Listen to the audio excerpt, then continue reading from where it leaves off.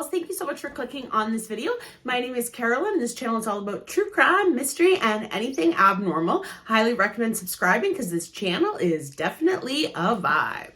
Today's story takes place in Circleville, Ohio, a small town with about 15,000 people that lived there at the time.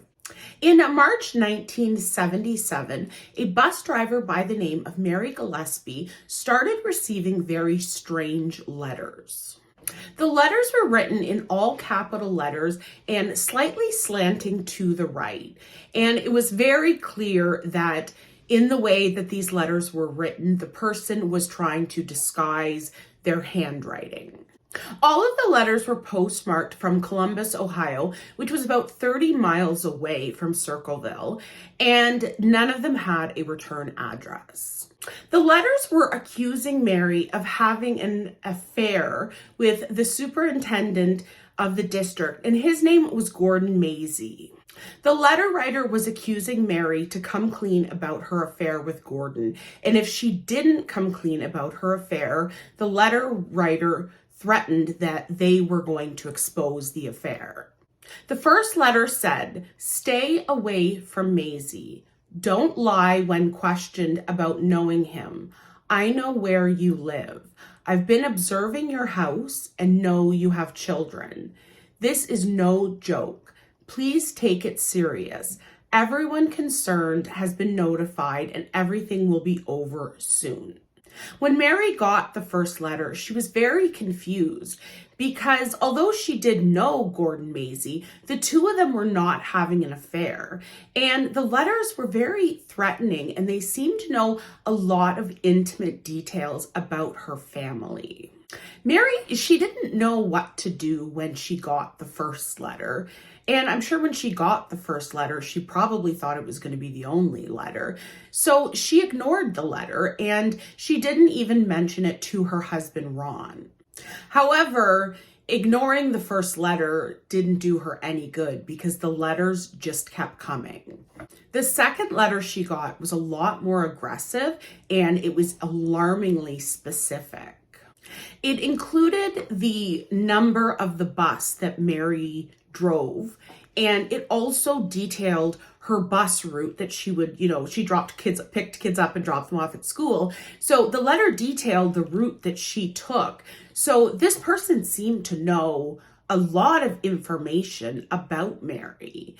Someone either had to already know enough about Mary to know her bus route or had gone in, done enough research to figure out what her bus route was.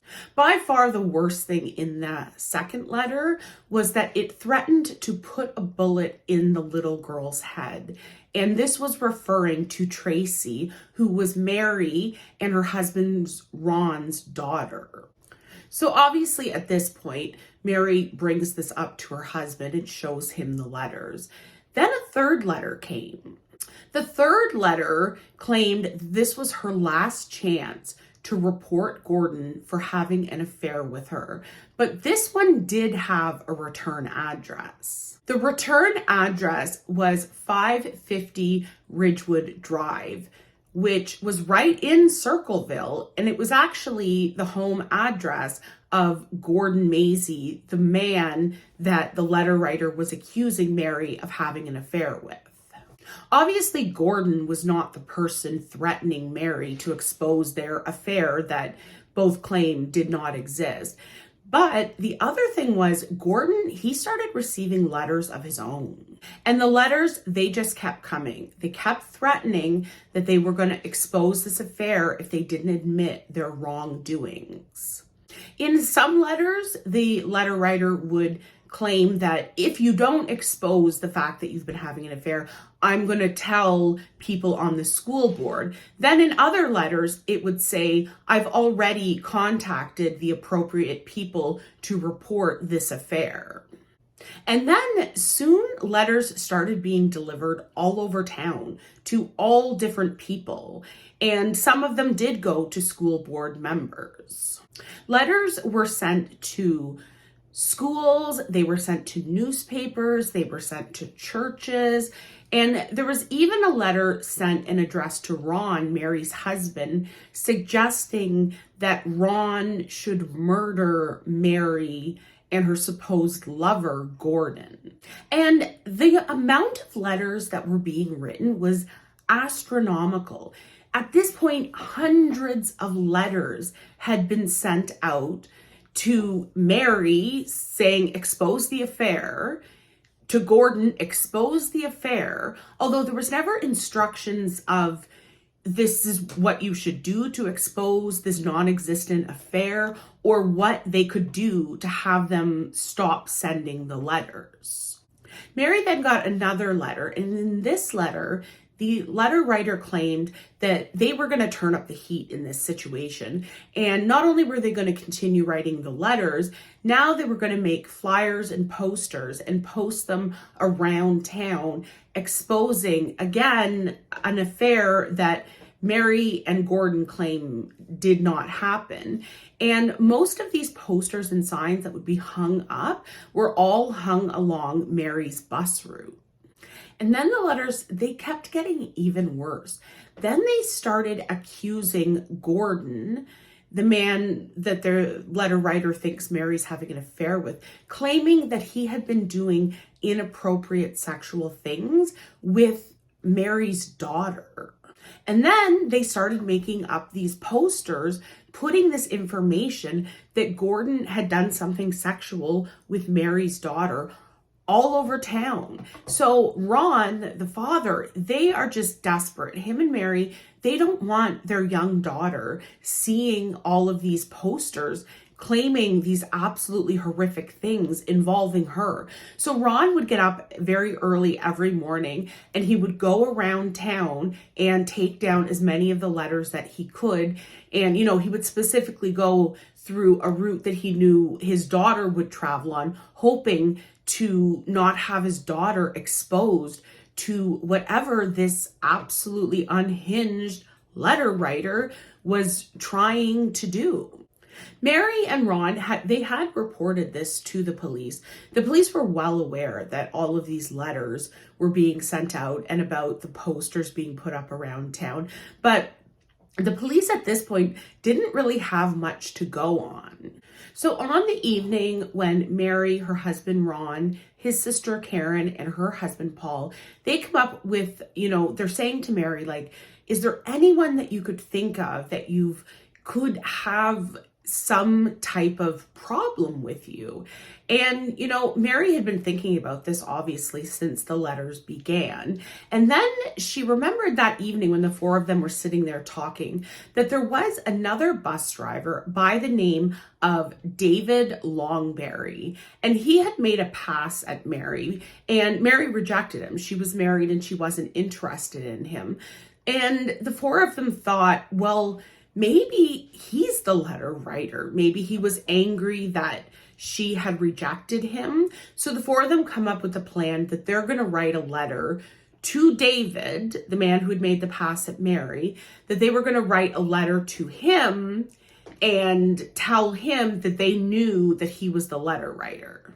So they write a letter to David telling him, we know you're the letter writer. There is no confession to be made, so stop with this ridiculous behavior. And this plan initially seemed to work because the letters stopped for a couple of weeks, and there were also no flyers or posters being put up along Mary's bus route. Then the case took a really bizarre turn. On August 19th, 1977, Mary and her sister-in-law Karen, they were out of town on a girls' trip. Ron, Mary's husband, was home with his daughter Tracy, and Tracy told police that at 10 p.m. someone had phoned the house, and Ron got very angry. He slammed down the phone. He told Tracy that he was going to confront the letter writer, and he got his gun and left the house. Less than 10 miles from Ron and Mary's house, Ron had got in a horrific accident, and he had missed a turn, which people found a little confusing because it was a turn he had driven, almost every day for years and years. It seems as though he had lost control of his car. He crashed, and then he died later that night of internal injuries in the hospital. Now, in this story, people seem to make a big deal that he missed this turn that he would take very often. But the alcohol level in Ron's body was twice the legal limit for driving. So to me, if your alcohol level is twice the legal limit, I think it's pretty easy to miss a turn that you would normally not miss. The other thing is Ron's gun was found in the car and it was missing a bullet. Ron's family and friends, they had a lot of suspicions about the alcohol level that was in Ron's system. Ron was 5'7" and 155 pounds. So for him to have been at the alcohol level that was tested when obviously he passed away and they would test his blood alcohol level, he would have had to have 5 drinks to reach the level that he was at. Now, his family and friends, they made a big point that he wasn't a big drinker. He wasn't somebody that they thought would just be sitting around in an evening having 5 drinks. And again, the whole thing about it being really suspicious that he had so much alcohol in his system. You have a man he's not normally a drinker. I myself am not someone who drinks very often, but he has been going through, at this point, 5 months of these letters being written, threatening his wife, threatening his daughter. And he, I think it's not that unreasonable to think that maybe he was really stressed out and maybe he was drinking. But his family and friends, they really doubt that he would have had 5 drinks of alcohol. But there would not have been enough time between the accident and when the accident was discovered that somebody could have, I'm not sure what they're trying to say, that someone maybe gave him alcohol after the accident.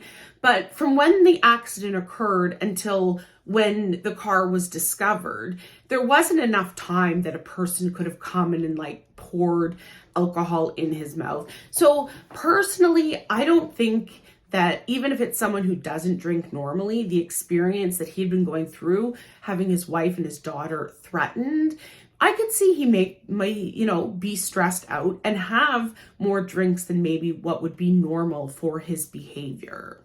Another point the family brings up is that Tracy, his daughter, she claims that when he left the house, he didn't seem drunk to her.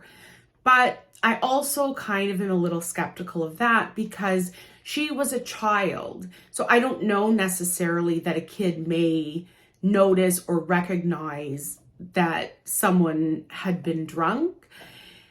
I don't know. The whole him and not drinking very often and this whole accident, it's all really mysterious because he left the house. Obviously, whoever had called him was claiming, it was either the letter writer or someone claiming to be the letter writer.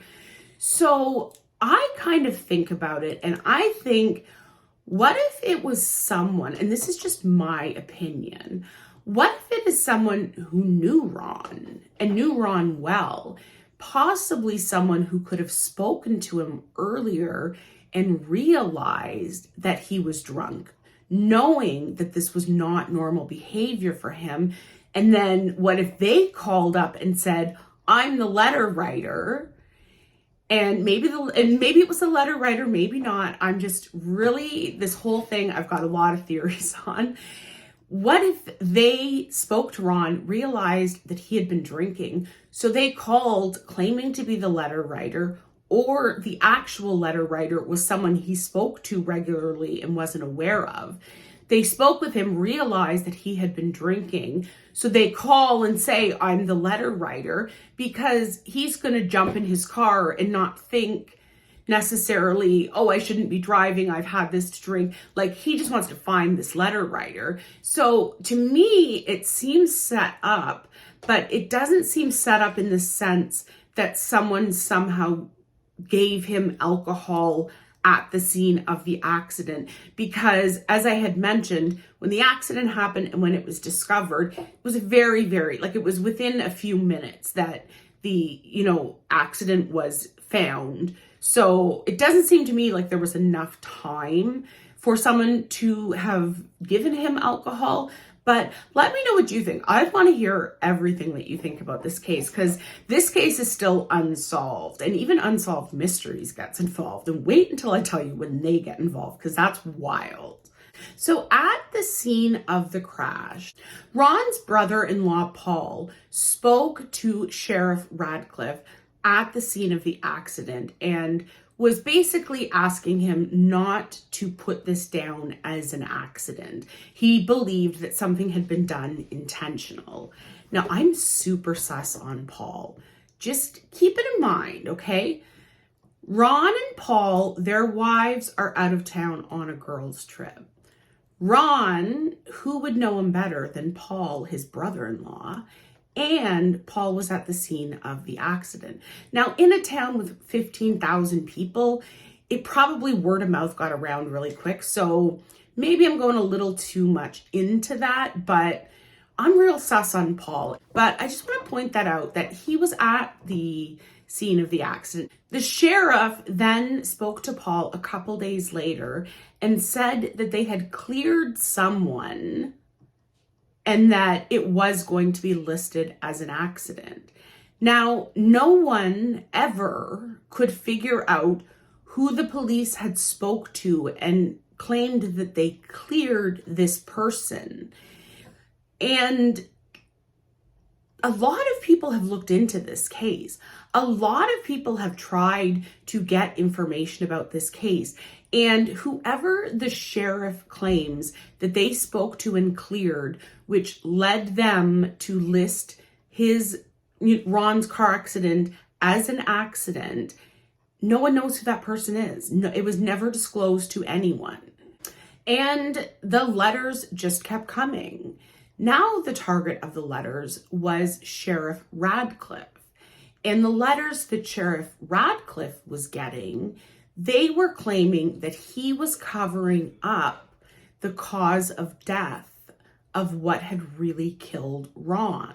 The letter writer seemed to indicate to the sheriff that the sheriff was covering for Mary, that she was the person who had been responsible for Ron's death. Now, obviously, the letter writer must not have known or was trying to confuse people, because Mary was out of state. Mary and her sister-in-law, they were on a girls' trip out of state the night Ron died. So Mary couldn't have been involved in Ron's death. But letters to the sheriff kept coming saying he was covering up Mary causing Ron's death. And then the letters stopped for a little while. So a bit of time went by and nobody was receiving any letters.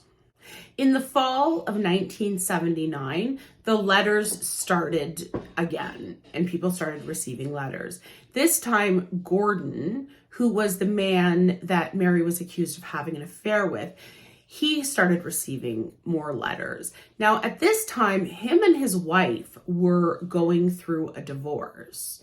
You're not going to believe this. You're not going to believe this.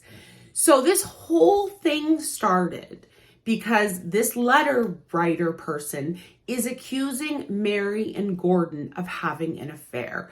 The two of them claim they are not having an affair when the letters begin. But then they actually start having an affair. So, the two of them started bonding over the fact that they were getting these letters, and then they began actually manifesting and having the affair that this letter writer was accusing them of. Now, both of them claim that they had not been having an affair before the letters started. The affair didn't start till after they had been receiving letters for over a year. But Isn't that a little weird? Like, doesn't that make you think, So, really? I don't know. Seems super sus to me. What do you think? Because they end up having an affair. And then obviously Mary's husband has passed away and Gordon is now divorcing his wife because of this affair. Karen, Ron's sister, and Paul, her and her husband in 1982 separate and they're going to get divorced. Now, their divorce doesn't have anything to do with the letters. Karen told Mary that Paul was extremely physically abusive to her. And she also suggested to Mary that possibly Paul could have been the person responsible for the letters. Karen had found letters in her home that, obviously she shares with her husband, Paul, that were very similarly written to the letters that everyone was receiving. And she even said that at one point she found a clogged letter in the toilet in their house. Now, Paul at some point had really turned on Mary because he did believe that Mary had been having an affair all along, and he felt she was responsible for Ron's death. That's very similar to what the letter writer thinks. And the letters continued. And this time, the target of the letters was Mary and Ron's daughter, Tracy. And she was only 13 years old at this time. And the letters were very sexually explicit in wanting to do horrible things to this poor little girl. There's also the posters, again, being posted around town and along Mary's bus route. Then, almost 5 years after the letters had begun, on Monday, February 7th, 1983, the case took an absolutely crazy turn. Mary was driving her bus, along her bus route, and she saw a letter and it was, explicit things about her daughter. So she parks the bus, she gets off the bus to go and rip down the sign, and behind it, she finds this little contraption. And it was this strange contraption box with some wood and a series of string attached to it.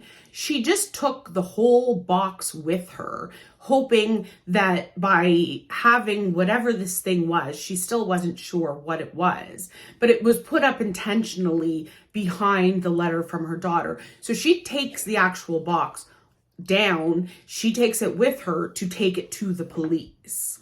Now, Mary doesn't take it to the police right away. She finishes doing her bus route, dropping the kids off. And then she was sitting in her driveway and she started looking at the box, trying to figure out exactly what it was. The lid was glued shut, but as she pried it open, she was shocked at what she found. A .25 caliber handgun held up with styrofoam and strings attached to the trigger. At first, she thought maybe it was not real or it wasn't loaded, but further investigation proved that it was a real gun and it was loaded. So obviously, immediately, Mary takes this box to the police station, and the police very quickly discover that the purpose of this box was what was supposed to happen if the contraption that was made worked, was that when someone pulled the sign down, the gun should have fired. So obviously it would have fired and probably killed whoever pulled the sign down. The serial number on the gun, someone had attempted to file the serial number off the gun, but police were still able to get the serial number. So they went to the gun store where this gun was sold to find out, who did you sell this gun to? They say, we sold it to a man named Wesley Wells. So obviously police contact Wesley Wells. Wesley Wells tells them that he had sold the gun to his supervisor a year earlier, and his supervisor was Paul Freshour. Police begin investigating Paul, and they also find out when they contact his work that the morning that this gun contraption was found by Mary, he had taken that morning off work. On February 25th, 1983, Paul was taken into custody and questioned. Sheriff Radcliffe asked him about the gun, and he said that he had bought it from Wesley, but claimed that he hadn't seen it since he got back from vacation in January. And police asked him, okay, if your gun went missing, why didn't you report it? And he said that he believed a family member was responsible for stealing the gun, and he didn't want to report the family member. And when police ask him, who is the family member you're talking to, because that's obviously who police want to talk to, Paul refuses to tell them who he believes had stolen the gun. Paul took 3 polygraphs and failed, but you know my opinion on polygraphs. I don't think they mean anything. I think guilty people pass, innocent people fail. Like I put no weight in them. But just, for people who do, some people have, faith in polygraphs, but he failed 3 polygraph tests. So all of these letters are handwritten. So they want to do a writing analysis. Now, the problem is they do a writing analysis, but Sheriff Radcliffe, what he does is he gets Paul, he sits him down and says to him, try to copy the letter. So the way the letter writer writes is all, block letters slanted to the right, and he tells Paul to try to replicate the letters, which it doesn't make any sense. Like when someone goes in for handwriting analysis, you don't ask them, first of all, you don't show them the sample that you're comparing it to, but you're not asking them to replicate what you want to match them to. So you don't have the suspect sit there and try to copy what you want to say they match to. You want their natural handwriting. And yeah, so a lot of weird shit happened in the 70s. In true crime, a lot of things in the 70s. I mean, a lot of crazy stuff happens now. But so a big claim in this case is that his handwriting matched that of the letter writer, but he was told to sit down and try to copy the letters.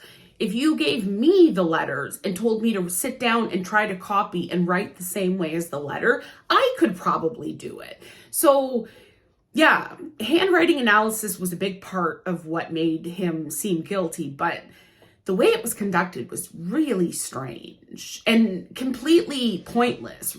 Now, just to be clear, when he goes to trial, the letters that he was told to write and try to copy the Circleville writers, none of those letters were actually used. When they used his handwriting samples that were entered into evidence during the trial, they were all just dictated to him. So it wasn't him trying to copy the way the letter writer wrote. It was just his natural handwriting, or however he's going to write if he's being asked for a writing sample.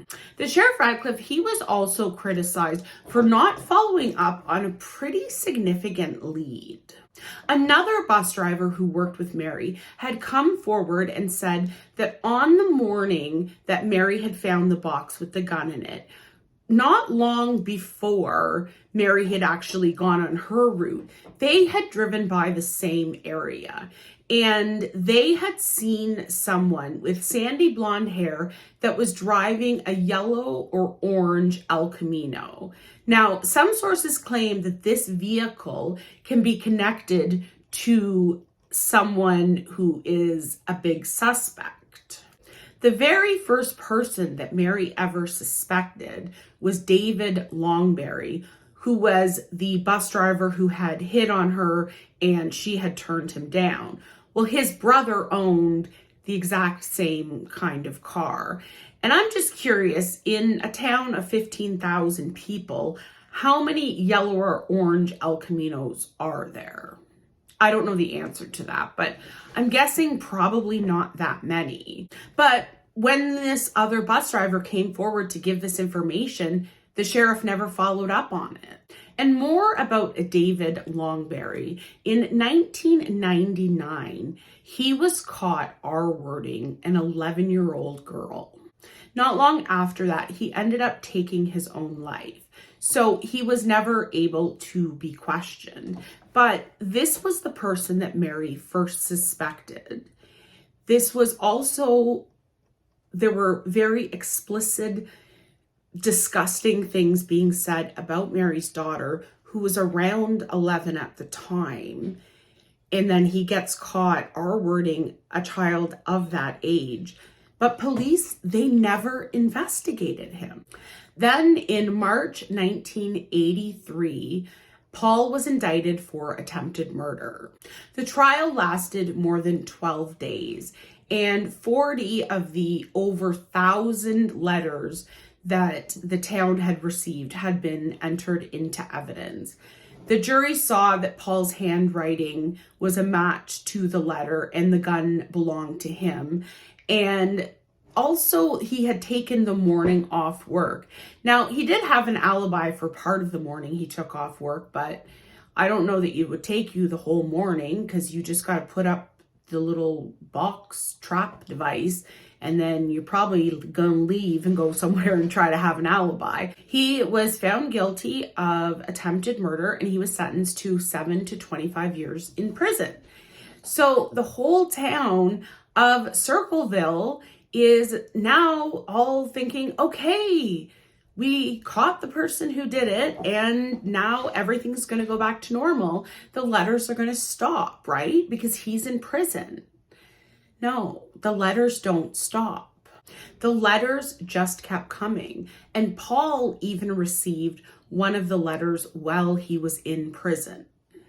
And Paul kept insisting he had nothing to do with these letters. And all of these letters, I don't know if you remember at the beginning of the video, they were all postmarked from about 30 miles away in Columbus, Ohio. And Paul's in prison. So how is Paul sending the letters? But people kept insisting that he must have someone helping him outside of prison to like throw them off, that he's not the person who actually had been sending the letters and did the contraption. So Sheriff Radcliffe contacts the warden of the prison and says, Paul, he needs to be in solitary confinement and he needs to have absolutely no access to any prisoners. He must have no access to a phone and obviously certainly not a paper and pen. So Paul is in solitary confinement with absolutely no contact with anyone and has absolutely no way to send these letters, but the letters keep coming. Paul was granted parole in 1994 after 10 years in prison for the attempted murder of Mary with the contraption. And when he comes out of prison, he's still insisting he did not do this. And he actually put together a 162-page report and he sent it to the FBI to see if the FBI could figure out who was sending the letters, because Paul's still saying, I didn't do it, and the only way I can clear my name is if they find out who did do it. But he sent this report with all the information that he had, but the FBI never really looked into it because they thought it was him. Remember I had mentioned unsolved mysteries? So in the mid-90s, Unsolved Mysteries, they go to Circleville, Ohio, and they want to do a story on Circleville and this mysterious letter writer because they're, unsolved mysteries. They want to solve mysteries. So they go and they, interview a bunch of people, get a lot of information and do all this. So after Unsolved Mysteries has been in Circleville investigating, they haven't aired the episode yet. They receive a letter. They receive a letter from the claiming to be the letter writer, warning them that if they investigate any further in Circleville, Ohio, or if you come to Ohio, you sicko will pay, and it was signed the Circleville writer. And I mean, obviously, Unsolved Mystery still aired the episode, and that was it. There were no more letters. And Paul Freshour, he died in 2012, and until he died, he was adamant that he was not the letter writer. And still to this day, no one ever figured it out. Well, they do think they figured it out. They think it was Paul, but I don't know. Let me know what you think. Have you heard of this before? And I don't know. I don't know. I changed my mind a lot. While I was researching this, I kept changing my mind, going, it's gotta be him, it's gotta be him, gotta be him. Because it's a very, very strange, obviously, story. And that's the end of today's story. I hope that you enjoyed it, found it interesting, and I would love to know your thoughts in the comment section below of who do you think the letter writer was. And as always, I just want to give so much gratitude to all of you who watch the video, like the video, share the video, and all those magical YouTube things you do to help me with the channel. I appreciate each and every one of you, and do something today that makes your soul happy. And I will see you in the next one.